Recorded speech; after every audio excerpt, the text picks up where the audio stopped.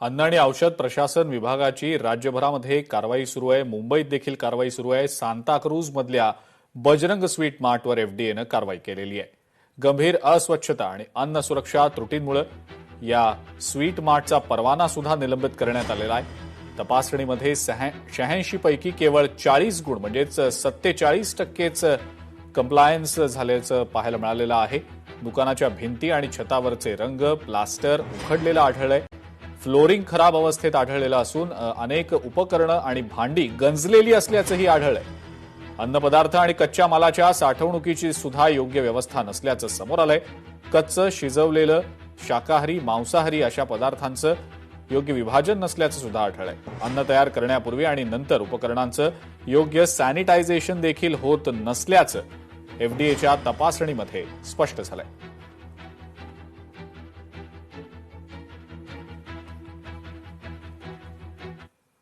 पुण्यातल्या दौंडमध्ये एका 70 वर्षीय वृद्ध महिलेचं शीर सापडल्यानं मोठी खळबळ उडालेली आहे. सुमन शिंदे या वृद्ध महिलेची निर्घृण हत्या झाल्याचं समोर आलंय. भीमा नदी पात्रात या वृद्ध महिलेचं शीर सापडलंय. या प्रकरणात विकी उर्फ विक्रम अल्हाट आणि प्रसाद चव्हाण या दोघांना अटक केल्याची माहिती मिळतेय.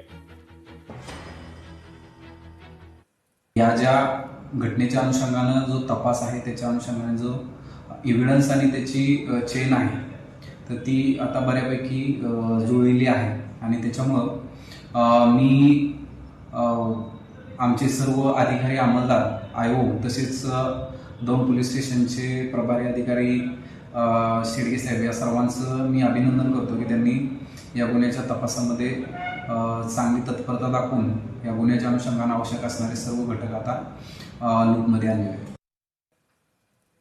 हिंगोलीच्या कळमनुरी शहरातली एक धक्कादायक घटना समोर आलेली आहे. माशा पडलेलं दूध ग्राहकांना विकलं गेल्याचा आरोप आहे. डेअरी चालकानं दूध थेट ग्राहकांना विकल्याचा आरोप करण्यात आलाय.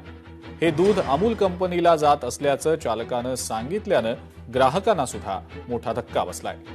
या दुधाची गुणवत्ता तपासली गेलेली आहे का असा सवाल या निमित्तानं उपस्थित होतोय. अन्न आणि औषध प्रशासन याकडे आता कारवाई करणार का याकडे नागरिकांचं लक्ष लागलंय.